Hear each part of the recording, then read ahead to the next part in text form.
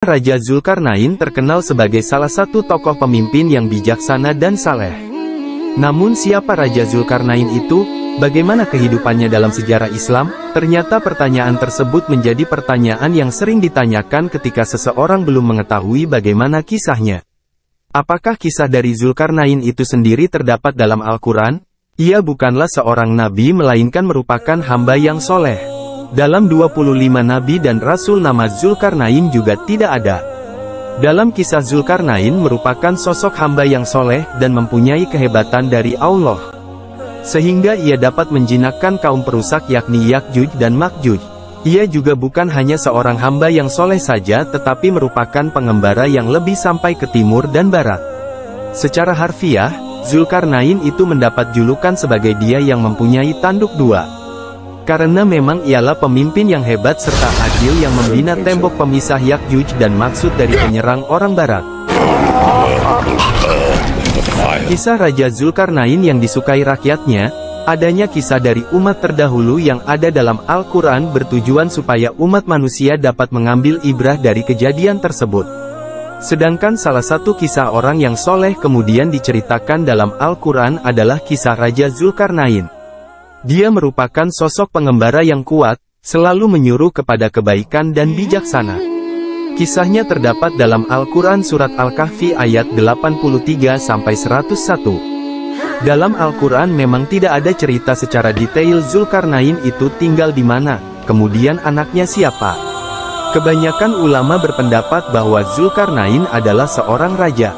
Konon katanya Zulkarnain merupakan raja dari Persia yang bernama Quraisy tepatnya pada tahun 539 sampai 560 sebelum Masehi.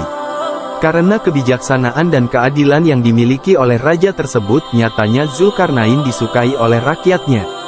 Selain adil dan bijaksana, ia juga sangat sederhana. Sama seperti halnya para nabi, ia juga selalu menyuruh kaumnya untuk melakukan kebaikan, mendakwahkan agama tauhid yang dibawa oleh Nabi Ibrahim. Sebagai seorang pengembara ia juga sangat cerdas dan pandai berpetualang.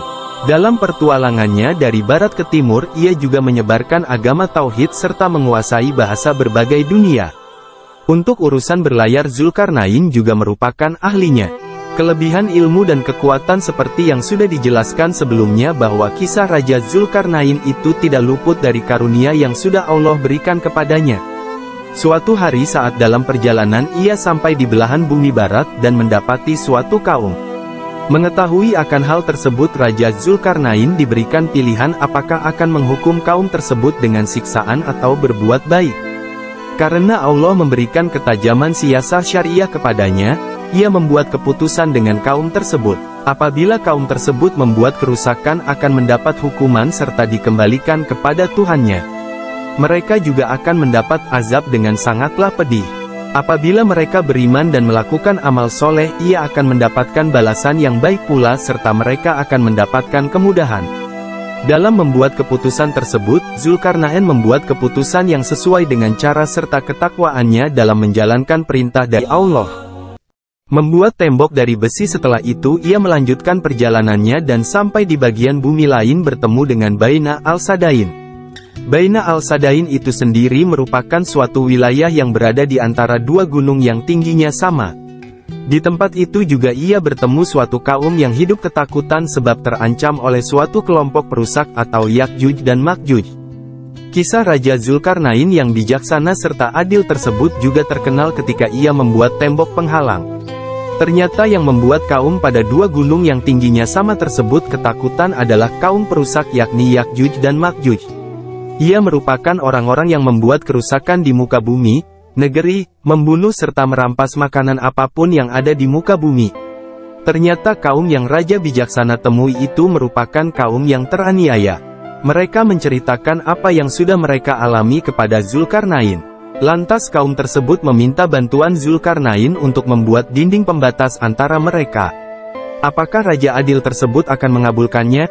Benar. Ternyata Raja bijaksana tersebut mengabulkan permintaan kaum tersebut.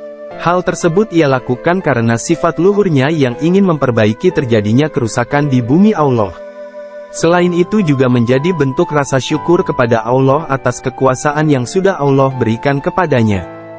Allah sendiri juga membantu Zulkarnain untuk membuat tembok penghalang menggunakan teknologi serta pengetahuan.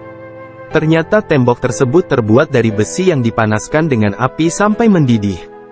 Bangsa dan kaum perusak tidak bisa keluar ataupun melubanginya sampai hari kiamat nanti. Kaum perusak tersebut juga tidak bisa menuju ke negeri lain, sebab tembok tersebut merupakan jalan satu-satunya. Dari kisah Raja Zulkarnain, kita juga bisa mengambil hikmah apapun yang ia miliki ternyata tidak membuat ia sombong.